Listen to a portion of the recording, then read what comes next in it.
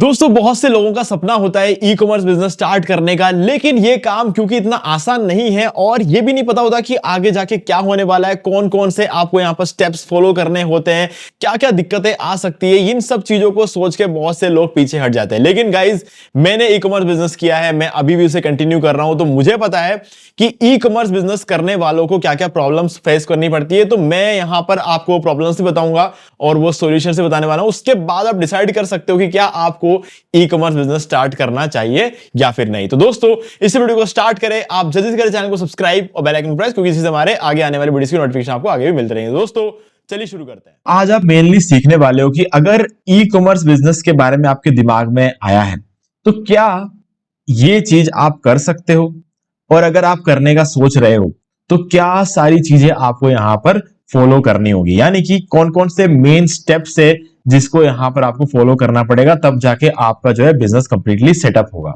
ठीक है, तो ये चीज मैं यहां पर समझाने वाला हूं। और ई कॉमर्स बिजनेस कोई छोटी मोटी चीज नहीं है। जैसे कि अगर हम बात करते हैं ना, जैसे ब्लॉग बनाए, हालांकि ब्लॉगिंग भी कोई आसान काम नहीं होता है, लेकिन ब्लॉगिंग में ऐसा नहीं होता है कि बहुत बड़ी रेस्पॉन्सिबिलिटी एक साथ आपके ऊपर नहीं आती है।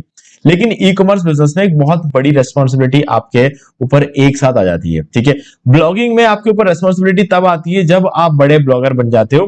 ठीक है, आपको रेगुलर कंटेंट देना पड़ता है अपने यूजर्स को, तब आपके पास एक रेस्पॉन्सिबिलिटी होता है, और वैल्यूएबल कंटेंट देना पड़ता है, वो भी बाद में आती है। लेकिन ई कॉमर्स बिजनेस में जहां पर पहला सेल आपके पास होगा या फिर पहला ऑर्डर जब आपके पास आएगा, तब से आपकी रेस्पॉन्सिबिलिटी बहुत ज्यादा होती है। तो इसलिए इसको एक छोटी मोटी चीज मत समझना। तो ऐसे में सबसे पहले आपको पता लगाना है कि इसकी फीजिबिलिटी क्या है।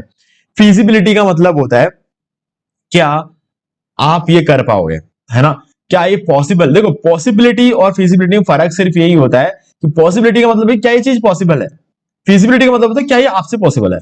ठीक है, ये फर्क यहां पर आपको पड़ जाता है। तो इसकी फीजिबिलिटी को समझना कि जिस पोजीशन पर आप हो, जितना टाइम आपके पास है, जितने रिसोर्सेस आपके पास है, उन सब चीजों को रखकर क्या आप ये बिजनेस कर सकते हो कि नहीं कर सकते हो। ठीक है, आप प्रोडक्ट तो डेफिनेटली हम इस प्रोडक्ट पर जाएंगे, लेकिन देखो कुछ चीजें ऐसी होती है ना कि आपके पास मान लो कि एक प्रोडक्ट है, ठीक है, लेकिन उस प्रोडक्ट को आप डिलीवर नहीं कर सकते कहीं पर भी। ठीक है, क्योंकि उसके लिए जो कॉन्टैक्ट्स चाहिए होंगे, जो नेटवर्क चाहिए, वो नेटवर्क आपके पास नहीं है, तो उस केस में आपके लिए प्रोडक्ट फिजिबल नहीं है। ठीक है, हालांकि आज के डेट में ये सब इतना मुश्किल नहीं है, मैं आपको बता रहा हूं। जैसे कि मुंबई में आप कंबल रजाई बेचने जाओगे तो नहीं बिकेगा, है ना, तो वो पॉसिबल नहीं है। मुंबई में आप कंबल रजाई नहीं बेच सकते, है ना। हाँ, ऑब्वियसली कंबल रजाई बेचना कोई मुश्किल काम नहीं है अगर आप मुंबई से बाहर आ जाओ तो। ठीक है, आप कंबल रजाई जो है मुंबई, जो भी एरिया जैसे गोवा हो गया, कभी केरल हो गया, इन सब जगहों पर आप कंबल रजाई नहीं बेच सकते। वहां पर लोगों को नहीं चाहिए, गर्मी बहुत ज्यादा होती है। ठीक है, ठंड कभी इतनी पड़ती ही नहीं है। ओके, तो ये रीजन होता है। तो हाँ, फीजिबिलिटी इस तरीके से चेक किया जाता है कि जो बिजनेस आप करने वाले हो, अभी तक हमने प्रोडक्ट पर हम आए नहीं है, लेकिन उससे पहले ही आप डिसाइड कर सकते हो। आपको दिमाग में कोई तो आइडिया होगा ना, वो चीज क्या पॉसिबल है कि नहीं, एक बार चेक करके देख लो क्या आप वो कर पाओगे कि नहीं। अगर आपको लगता है कि ठीक है मैं कुछ भी कर सकता हूं, तो हम चलेंगे अपने नेक्स्ट प्रोडक्ट पे, सॉरी नेक्स्ट स्टेप पे, जो कि रहेगा फाइंड प्रोडक्ट्स। ठीक है, अब प्रोडक्ट ढूंढना है आपको।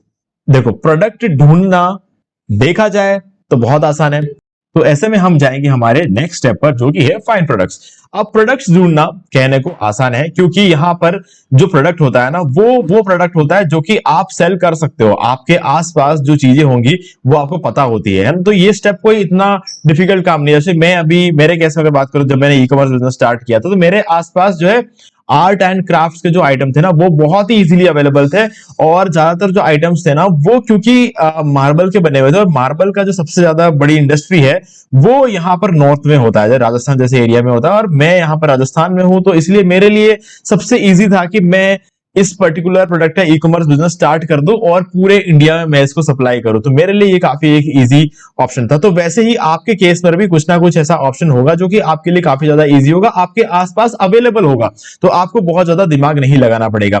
बस ये देखना है प्रोडक्ट को सिलेक्ट करते टाइम कि वो ऐसा प्रोडक्ट हो जिसको बेचना आसान हो या ना हो, जिसको कंट्रोल करना बहुत आसान हो। मतलब ऐसा प्रोडक्ट नहीं होना चाहिए कि आपके सारे के सारे प्रोडक्ट टूटने वाले हो। मतलब अगर आप एक ई कॉमर्स बिजनेस कर रहे हो, तो आपके कुछ ऐसे प्रोडक्ट्स हो सकते हैं जिसको ट्रांसपोर्टेशन के टाइम पे थोड़ा सा केयर करना पड़े, लेकिन अगर आपके सारे ही प्रोडक्ट्स ऐसे हैं जिसको आप अगर ट्रांसपोर्टेशन के टाइम पर आप केयर नहीं कर सकते, ठीक है, तो ये बहुत ज्यादा मुश्किल काम हो जाएगा, क्योंकि आपके 100 में से 99 प्रोडक्ट ऐसे हो जो आसानी से चले जाए, तो एक प्रोडक्ट पर आप ध्यान रख सकते हो, ठीक है, कि उस प्रोडक्ट का टाइम आएगा, थोड़ा सा ज्यादा ध्यान रखेंगे उसको, थोड़ा ज्यादा अच्छी पैकिंग कर लेंगे, थोड़ा मतलब कमाल का काम उसमें कर सकते हैं। लेकिन अगर ऐसा हो गया आपके सारे के सारे प्रोडक्ट्स ऐसे जो टूट जाते हैं बहुत ही आसानी से, तो ट्रांसपोर्टेशन कैसा होता है तो आपको पता है, उठा उठा के फेंक के जो है बिजनेस को किया जाता है, तो ऐसे में आपके लिए यहां पर दिक्कत आ सकती है।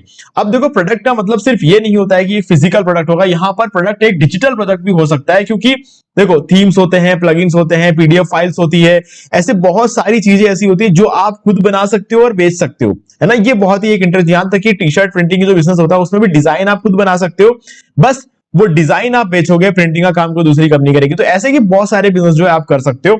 तो फिजिकल प्रोडक्ट्स मुझे ज्यादा पसंद है, क्योंकि फिजिकल प्रोडक्ट्स में एक तो डिजिटल प्रोडक्ट्स में आपको मार्जिन ज्यादा अच्छा मिलता है, लेकिन फिजिकल प्रोडक्ट्स जो है बिकते ज्यादा है, क्योंकि देखो गाइस यार, एक बहुत बड़ा नीश जो होता है ना, होता है वो फिजिकल प्रोडक्ट का होता है, ठीक है। लेकिन अगर आप देखोगे कोई डिजिटल प्रोडक्ट्स होता है ना, वो कुछ कैटेगरी के लोगों को चाहिए होता है। फॉर एग्जाम्पल अगर मैं थीम बेचने बैठ जाऊं, ठीक है, मैं अच्छा सा एक थीम डेवलप कर लो, उसको बेचने बैठ जाऊंगा, तो जो लोग कंप्यूटर साइंस फील्ड में होंगे, जो लोग वेब डिजाइनिंग कर रहे होंगे, सिर्फ उनको चाहिए वो थीम।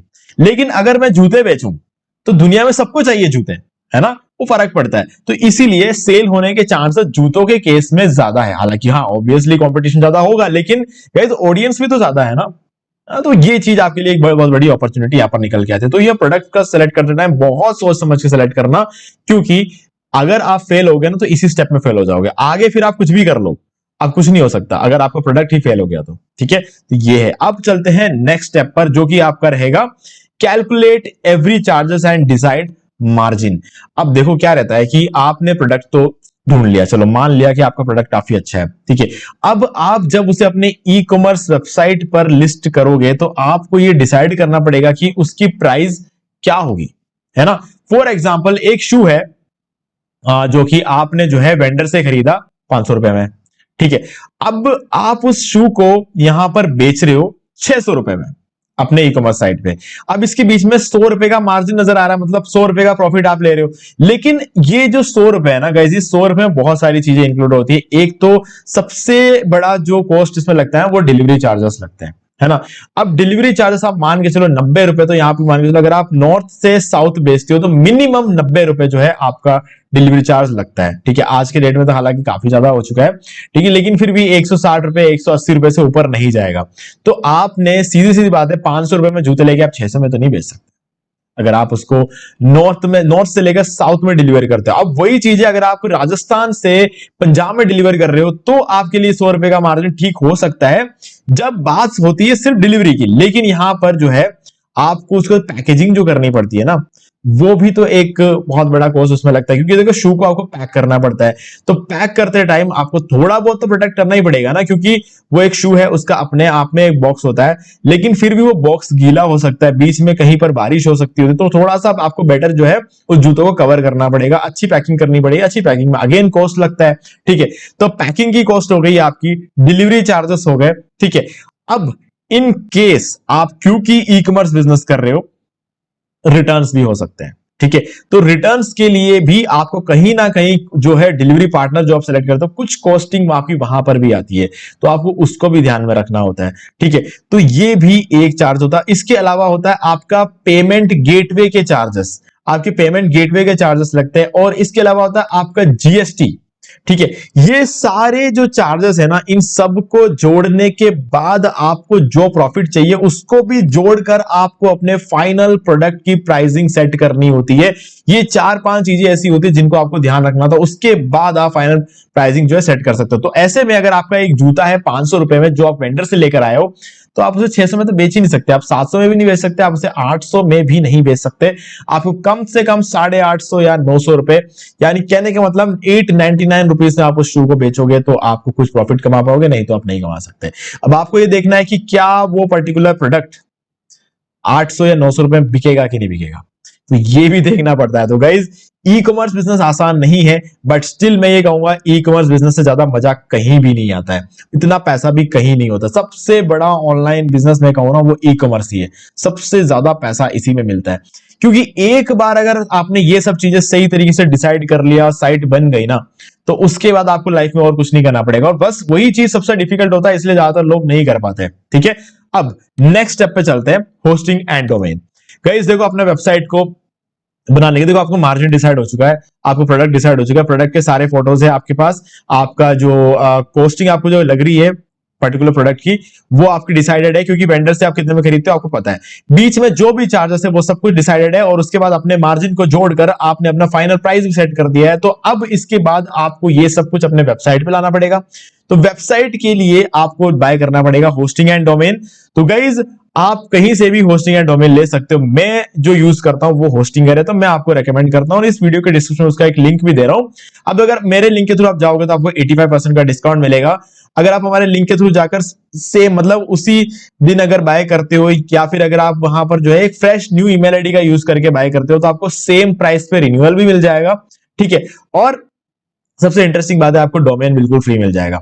अब देखो, होस्टिंग की बात तो हो गई है ना, लिंक डिस्क्रिप्शन आप जाके बाय कर सकते हो। अब बात आती है डोमेन की। जब आप डोमेन सेलेक्ट करो ना, तो एक ऐसा डोमेन सेलेक्ट करना जिसको देखकर ऐसा लगे कि एक ई कॉमर्स स्टोर का नाम है।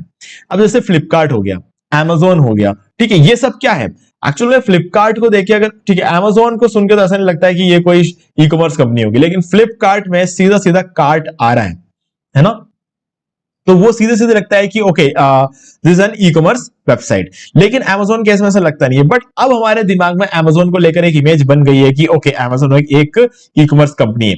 बट स्टिल मैं आपको ये बोलूंगा कि कोई भी वेबसाइट आप बनाओ तो देखना कि उसका जो नाम है बहुत शॉर्ट हो। फ्लिपकार्ट बहुत शॉर्ट है, मिंत्रा, Amazon, मीशो, शॉपी, ऐसे बहुत सारे जो कंपनीज है जो ऑनलाइन जो है कपड़े बेचने की काम बात आती है, भले हम लेंस कार्ट की बात कर ले जो चश्मा बेचते हैं, इन सबका सिंगल नेम डोमेन है, एक ब्रांड नेम इन लोगों का है। तो हमेशा इस चीज का ध्यान रखना, एक ब्रांड नेम आपको यहां पर लेना है, ऐसा नहीं कि आपने 2-3 वर्ड का डोमेन ले लिया यहां पर।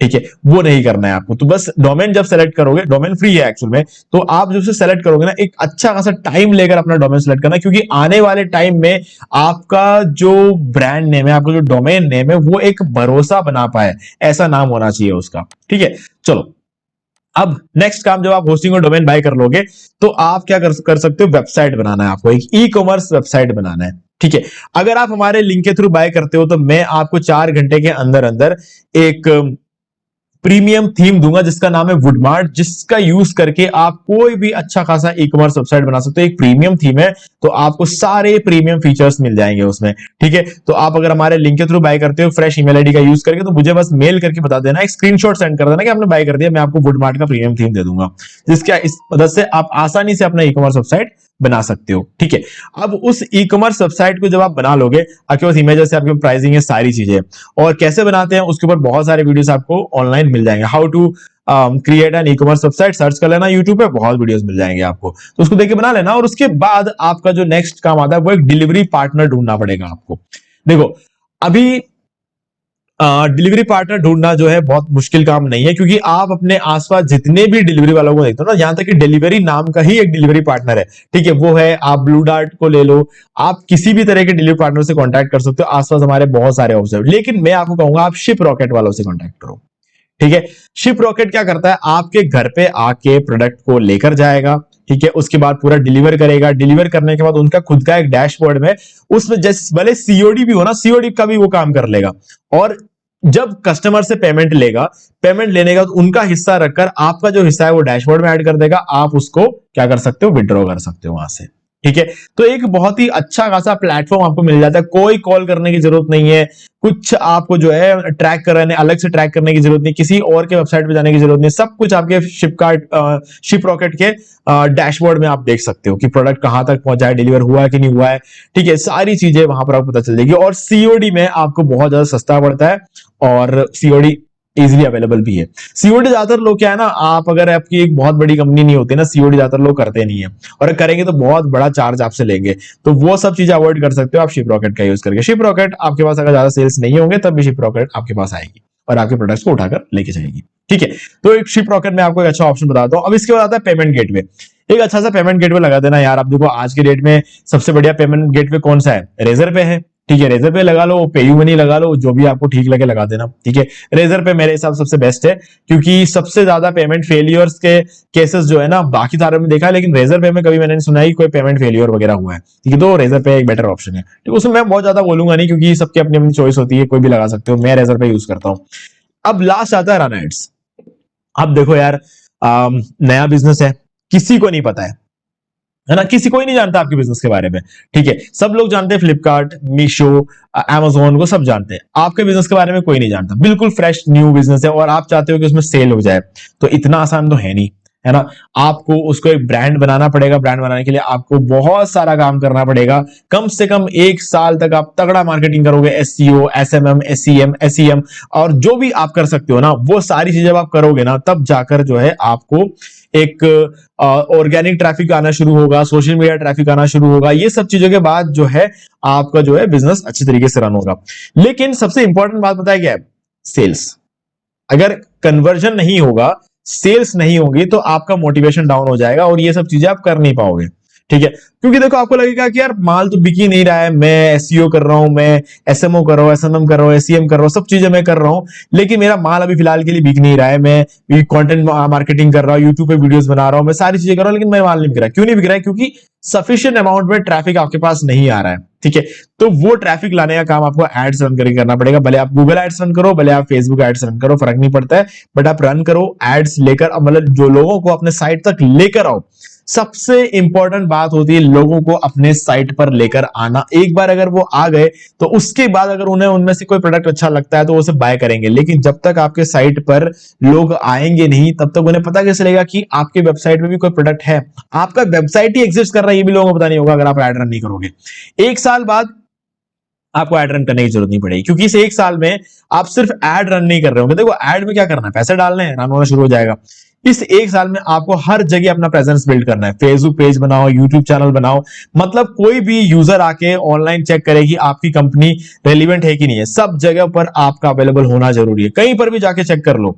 ठीक है, आपका वहां पर अवेलेबल होना जरूरी है, तो इससे लोगों को पता चलेगा अच्छा ये कंपनी, इस पर हम ट्रस्ट कर सकते हैं। यहां पर अगर हम कोई ऑर्डर डालेंगे तो हमारे पास प्रोडक्ट आएगा, है ना। भले ही कैश ऑन डिलीवरी ही करेंगे लोग शुरू शुरू में, लेकिन फिर भी लोगों को लगेगा अच्छा ठीक है कैश ऑन डिलीवरी करेंगे तो भी हमारा प्रोडक्ट आएगा एक बार। देखो अगर मुझे 3 दिन बाद एक पार्टी में जाना है और मेरे पास 2 ऑप्शन है, Amazon और दूसरा है कोई दूसरा, मतलब कोई भी XYZ कंपनी ले लो, तो जिसको मैं पहली बार देख रहा हूं, तो मैं कहां से ऑर्डर करूंगा? मैं Amazon से ऑर्डर करूंगा ना, मुझे पता है, क्योंकि Amazon पे ऑर्डर करूंगा तो पक्का मेरा प्रोडक्ट आ जाएगा 3 दिन में भाई। उसके बाद मेरे पार्टी में जाना है, मुझे मैंने सूट मंगाया है तो वो सूट मेरे पास आ जाएगा, मुझे 3 दिन बाद पार्टी में जाना है और चाहिए मुझे किसी भी हालत में। अब अगर मैं एक नए वेबसाइट पर ऑर्डर डालूंगा तो मुझे पता नहीं, एक तो ये टाइम पर लेकर आएगा कि नहीं आएगा, ठीक है, और दूसरी चीज ये कि सच में टाइम पर तो छोड़ो, क्या लाएगा कि नहीं लाएगा ये भी मुझे पता नहीं है। तो ये ट्रस्ट कहां से बिल्ड होगा? मैं सोशल मीडिया में चेक करूंगा कि इनके कितने फॉलोवर्स है, क्या है, लोगों ने कुछ ऑर्डर किया है कि नहीं किया है, रिव्यूज क्या है, ये सारी चीजें जो मैं चेक करूंगा तब जाकर मुझे पता चलेगा ओके ये टाइम पर लेकर आएगा। अगर मुझे कुछ जल्दी नहीं होगी तो मैं कहीं से भी ट्राई कर सकता हूं, लेकिन अगर मैं जल्दी में होऊंगा तो मैं ट्रस्टेड वेबसाइट्स पे ट्राई करूंगा। तो इसीलिए आपका ट्रस्ट बढ़ाना आपके लिए बहुत ज्यादा जरूरी है। ठीक है, तो ट्रस्ट एक तरफ से बढ़ाते रहो, दूसरी तरफ एड रन करके अपना प्रोडक्ट बेचते रहो। ठीक है, तो ये दोनों चीजें होते रहेगा तो आपके बिजनेस में कहीं कोई रुकावट नहीं आएगी। नहीं तो गाइस दिक्कत आती है ना, क्योंकि पैसा आए नहीं आए मोटिवेशन चला जाता है यार, ये एक बहुत बड़ी प्रॉब्लम है। तो इसीलिए मैं आपको सजेस्ट करूंगा कि पैसा का जो फ्लो है ना वो चलते रहना बहुत जरूरी है। थोड़ा पैसा आएगा, थोड़ा पैसा जाएगा, थोड़ा लॉस होगा, थोड़ा प्रॉफिट होगा, ये सारी चीजें जब होगी ना तभी हमें लगेगा कि हम बिजनेस कर रहे हैं। तो इसलिए एड्स रन करना बहुत ज्यादा जरूरी है। तो गाइस ये सारे स्टेप है जो कि आपको ई कॉमर्स बिजनेस को रन करने के लिए करने ही पड़ेंगे। ओके, तो गाइज अब आपको कोई डाउट है तो कमेंट करके पूछिए। इनमें से कोई भी एक ऐसा स्टेप हो जिस पर आपको एक अलग से वीडियो चाहिए हो, या फिर कोई भी ऐसी चीज है जो आपको समझ में नहीं आई हो, ठीक है, कमेंट करके बता सकते हो। और वीडियो अच्छा लगे तो लाइक जरूर कर दे और चैनल को सब्सक्राइब करके बेल आइकन को प्रेस कर ले, क्योंकि इसी से हमारे आगे आने वाली वीडियोस की भी नोटिफिकेशन आपको आगे भी मिलते रहेंगे। तो दोस्तों आज वीडियो से इतना ही, देखने के लिए आपका बहुत बहुत धन्यवाद। तो दोस्तों मुझे भी देखिए आपको ये वाला वीडियो अच्छा लगा होगा। अब यहाँ पर 2 और वीडियोस जिनके अंदर मैंने आपको बताया कि आप कैसे घर बैठे बैठे पैसिव इनकम जनरेट कर सकते हैं। तो दोस्तों एक बार आपको इन वीडियोस को जरूर देखना चाहिए। बाकी गाइस अगर आपको ये वाला वीडियो अच्छा लगा लाइक जरूर कर दो, चैनल को सब्सक्राइब करके बेल आइकन जो प्रेस कर ले, क्योंकि इसी से हमारे आगे आने वाले वीडियोस की नोटिफिकेशन आपको मिलते रहेंगे। तो दोस्तों आज वीडियो से इतना ही, देखने के लिए आपका बहुत बहुत धन्यवाद।